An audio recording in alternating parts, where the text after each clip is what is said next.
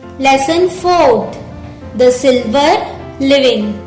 It is difficult to access the range and quality of human emotions. Those with smiling, evergreen faces may have warm like griefs gnawing at their existence, and a dull, idiotic looking person may be blissfully happy. Life is a strange, humdrum affair where even a few moments of peace snatched should probably be grateful acknowledged. I recently had the very pleasant experience of staying at a guest house in one of the hill resorts. A friend of mine had earlier warmly recommended the place to me, claiming for it all the facilities which most of these boarding houses advertise but generally lack. It was centrally situated, close to the post office, close to the market, close to the bus stand, and was yet isolated and away from the common din. There were pleasant views to be had from there. It had excellent cuisine. I was well looked after by one of the most charming hostesses one could find anywhere. I discovered that the place exactly corresponded to the details described, but it was the hostess particularly, and her husband and their little daughter, who really proved to be the center of attraction to me. The lady belonged to the south, though she had married a North Indian.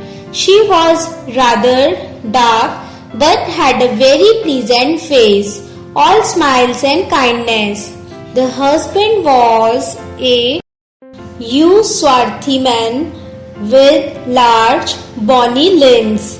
He was extremely well mannered, and there was not a trace of that untempered roughness which one finds in most men hailing from the north. Miss Bhandari, the landlady, took me in hand the moment I arrived. She looked after my luggage, gave instructions regarding my room, had a cup of delicious coffee produced in no time, and then put me at my ease by taking to me informally about myself and my visit. I was completely won over by the family. It appeared as if I had known them for years. While thus chatting with the two of them, I became aware of the slightly built girl hiding behind the settee. She must have been about 8 and was sweet and charming like her mother. Her hair was closely cropped with a straight fringe across the forehead in Chinese fashion. She was in jeans and in her half-sleeves loose jersey and high boots looked a miniature jungle queen. I couldn't help smiling. I saw that she was staring at me.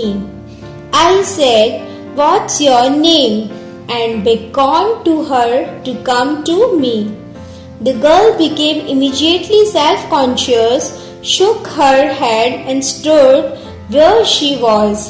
I called once more and she blushed and again shook her head. After a second, she ran out.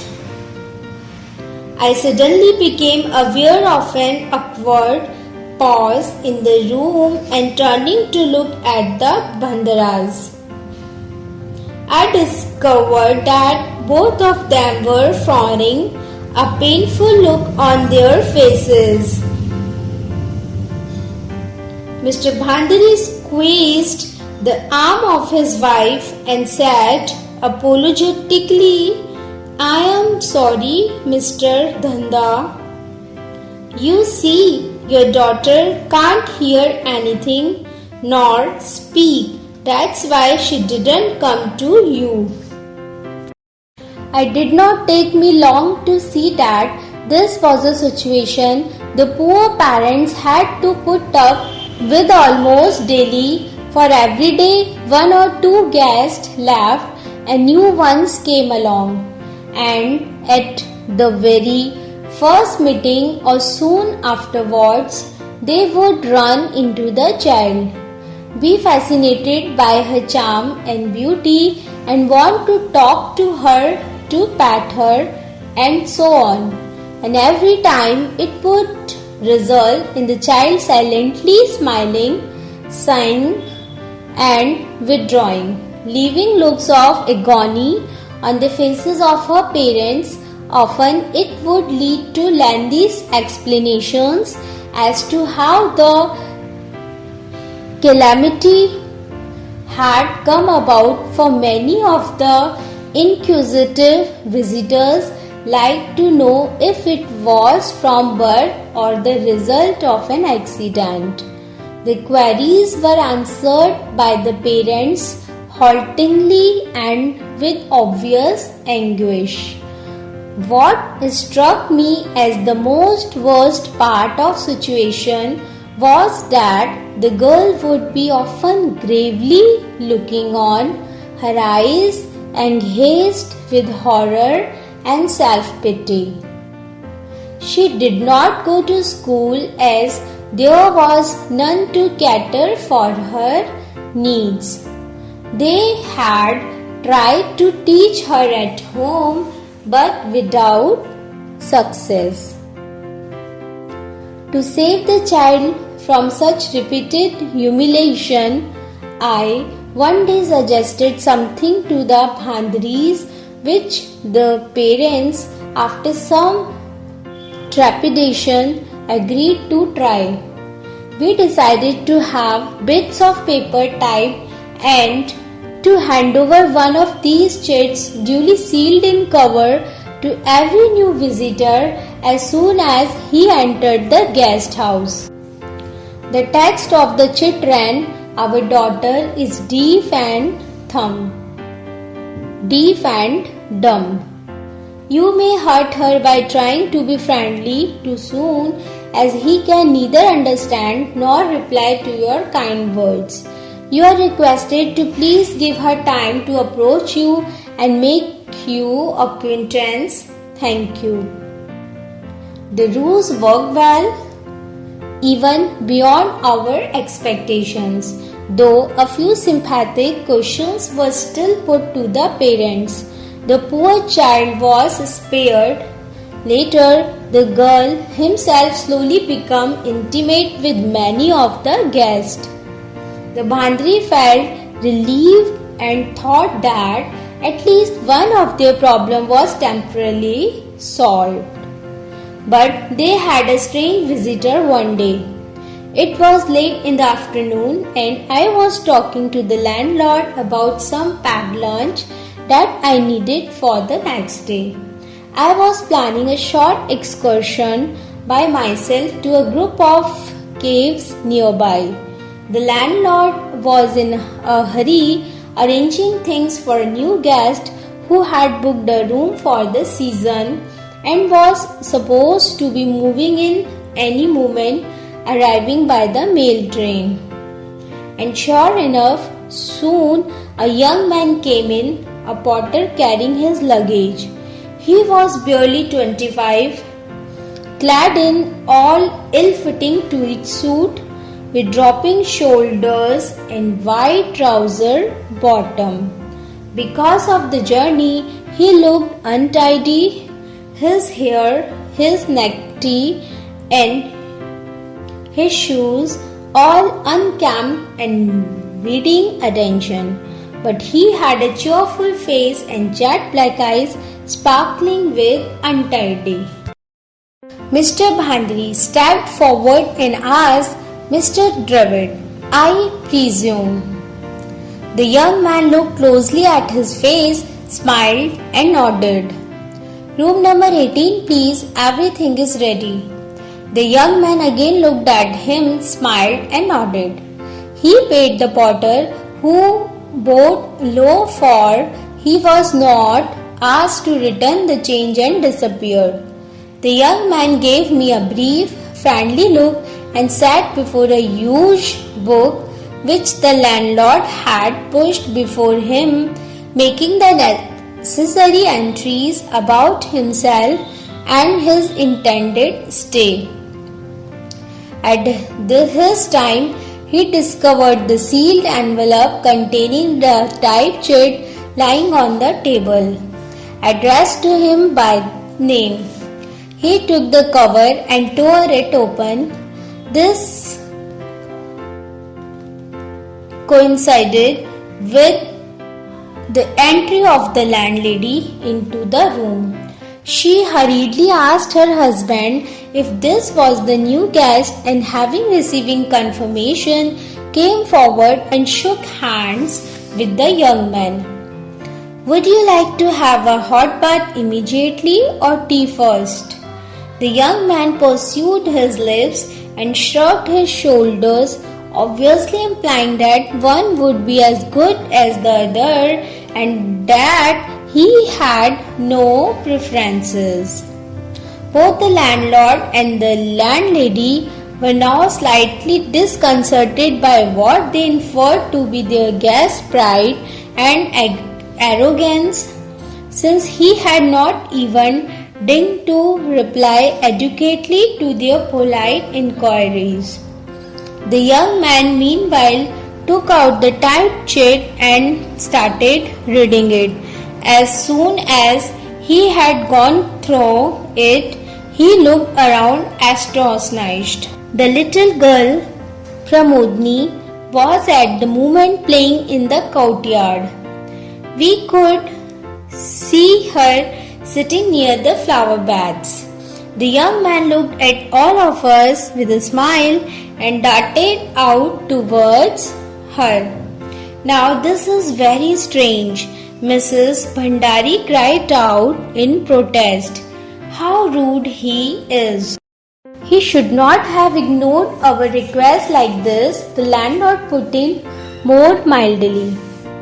After a few moments, we all walked out to the veranda, and I was apprehensive of that impending look of anguish on the faces of the parents and child. The scene that confronted us was something we least expected. The strange young man was reclining on the grassy ground, and Pramodini was sitting on his lap. He was showing her the flowers, and suddenly, like the sound of a gun exploding, the shrill animal-like laughter of Pramodini pierced the air. The parents looked at each other with wonder and amazement. "Our daughter has not laughed like this for years," Mrs. Bhandari said. Curious, we watched the two of them, who were now walking toward us hand in hand. Pramodini ran to her mother and danced about her with joy. She made her queer sound of "ma, ma, ma, ma," and Widley pointed to the young man. It was Mr. Dravid who came to our rescue. We soon realized that he was deaf and dumb too. His strange, ambiguous silences, his sudden rush for the girl on reading the note, all became instantly clear to us. It took us time to digest the news, and then both parents broke into incoherent statements of profuse apologies that they had not noticed it earlier. Imagining the type of man they were taking to, they spoke in half sentences and tried to convey the rest through gestures. He gracefully acknowledges their warmth and either nodded or shook his head in reply. For more complicated and lengthy answers, he used pen and paper. The next day, Mrs. Bhandari was full of news. She talked as she had never talked before. She mentioned the stranger and the plans for the betterment of Pramodini he had outlined to her and her husband. There were schools for such people, he told them, though they were beyond most people's means. He had himself been educated in one such institution abroad and now returned to India to render the same useful services to others. By starting a school here, she almost broke down with gratitude when she said that he had agreed to accept Pramodini as her first pupil. Mrs. Bhandari laughed like a carefree girl. She gave us an extra helping of jam and butter and honey at the table. She looked the happiest woman in the world. Dr. Chaman Natha. Word meaning: humdrum, commonplace, dull. Cuisine, kitchen arrangements. Untempered, not restrained. Humiliation, lowering of the dignity or self-respect. Trepidation, alarm. Compatible, suited to. Nonchalantly, unexcitedly, calmly. Dinged, thought-fit, ambiguous, obscure, incoherent, not easily followed or understood. Let's learn grammar. Read the following sentences. The husband was a huge swarthy man with large bony limbs. The phrase with large bony limbs comes directly after the noun man. It describes the man. Care must be taken to place an adjective phrase next to the noun it describes. For example, in the following sentences, notice the position of the italicized phrase. He bought an old table from his friend with crooked legs. Did the friend have crooked legs? The sentence should read, he bought an old table with crooked legs from his friend. Now read the following sentences. It appeared as if I had known them for years. I vaguely felt I had wronged her and her parents. Notice that in each sentence the verbs are italicized. One verb in each sentence is in simple past tense and no verb is in the past perfect tense. Here is a table to remind you of all the tenses. Present, simple, I sit. Continuous, I am sitting. Perfect, I have sit. Perfect continuous, I have been sitting. Past, simple, I said. Continuous, I was sitting. Perfect, I had sat. Perfect continuous, I had been sitting. Future, I shall sit. Continuous, I shall be sitting. Perfect, I shall have sat. Perfect continuous, I shall have been sitting. Make a similar table for the verbs talk and drink. Then make a table for the verb sing using the third person singular he instead of the first person singular I. The verbs had known, had wronged, had noticed, and had outlined are all in the past perfect tense. We use the past tense to speak of an action that took place before another action in the past. Examples: the man helped the old lady. The lady fell off the bus. The man helped the old lady who had fallen off the bus. First, the lady fell off the bus, then the man helped her. Both actions took place in the past, but one helping took place after the other falling.